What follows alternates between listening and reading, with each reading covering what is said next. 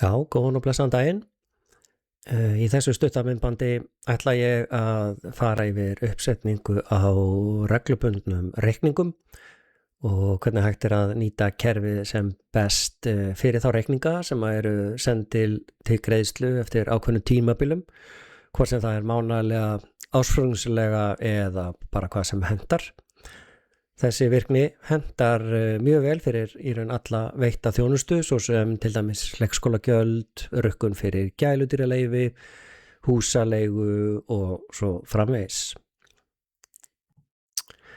Við finnum reglubundna reikninga undir innheimtu, undir samningar og hérna eru reglubundni reikningar. Og hér fáum við lista yfir alla þá samninga sem heyra undir þessa virkni. Í þessu sýnidæmi hef ég nú þegar búið til nokkra tegundir reikninga.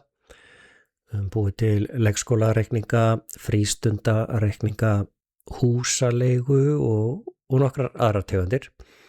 Og við getum í raun búið til eins margar tegundir og þörf á.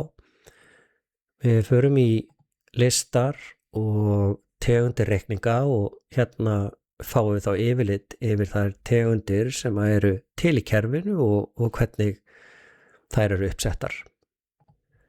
Við byrjum á því að gefa tegundinni eitthvað heiti og setjum einhverja lýsingu.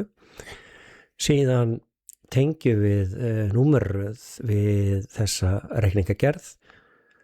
Förum síðan yfir í reikningatímabil og hér getum við þá skilgreint hversu ört verið að rukka, eins og hérna á mánaðarfresti eða ársfjórðungur, hálft ár eða hvaða nú er. Hérna svo varðandi útreikninga á tímabilinu, hvort þetta sé almanaksár eða bara virkidagar, og síðan í lokin tengjum við skiptareikning við tegundina. Þegar búið að stofna tegund reiknings þá komið að því að búa til samning eða samninga fyrir viðkomandi tegund og þú gerir það í raun bara með því að smella hérna á nýtt. Hér þá veluru hvaða tegund þú ætlar að nota í samningin, smellir á enter og þá kemur númer samningsins, síðan finnur viðskiptamann sem á að vera skráður á þennan samning og þið sjáum að hérna viðskiptareikningurinn tengist beint inn á þessa tegund. Við veljum síðan einhvern forða sem að tengist náttúrulega viðkomandi, setjum inn magn og verð og síðan mjög gott að hafa hérna upphafsdagsetningu sem dæmis og hérna í leikskólanum einhver sem á kannski að byrja bara 4. maí og þá raun spjaldi sem slíkt komið fyrir hann. Hérna svo hægt að ef þú ert að búa til marga samninga að þá svo sem geturu afritað þennan samning og búið til þá nýtt spjald og þá þarftu raun bara að breyta viðskiptamanna eða kennitölunni hér. En ef að ræða mikið magna samningum, sem kannski þegar menn að byrja alveg í byrjuninni og með tómt borð, að þá einnig gott að nýta sér Excel og hafa öll stofngögn eða stofnupplýsingar inn í Excel-skjalinu og lesa það inn og núna förum við í verkhluta og smellum á reikningatímabil til þess að taka næsta skref í ferlinu.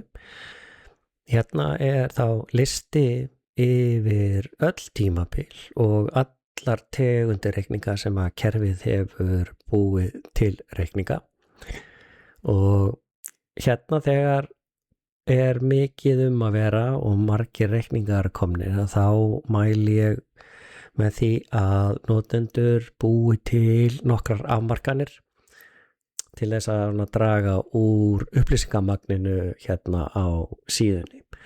Eins og hér hef ég til dæmis bara afmörkun á frístund eða leikskólanum eða leikskóli fyrir 2025 eða fyrir húsaleiguna og svo framvegis, og hérna er til dæmis fyrir 2026 og janúar, febrúar, mars.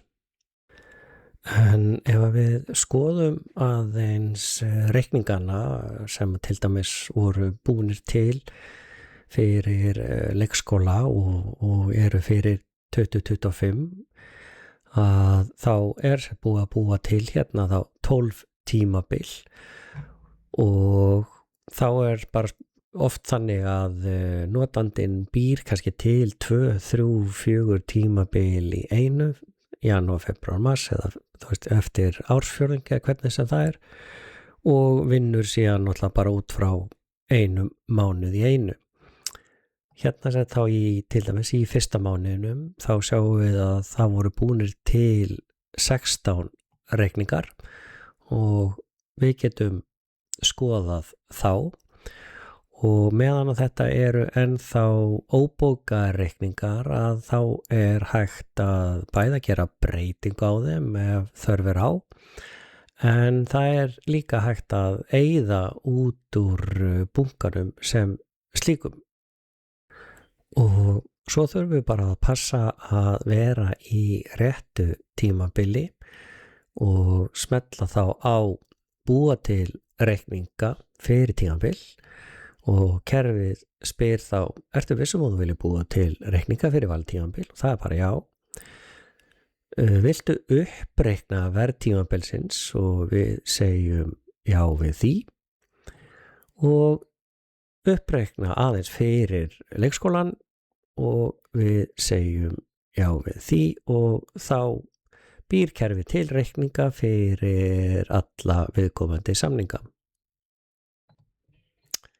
Þegar þú hefur svo klárað að búa til reikninga fyrir tímabilið, þá raun reikningarnir komnir í óbóka sölureikninga, og það var spurning hvernig vinnulag notandans hvort að menn vilja fara í óbóka sölureikninga, en einnig hægt að klára ferlið bara hér og bóka reikninga tímabils, og þá bara kláraru flæðið hér og ferlið bara fer í innheimtu.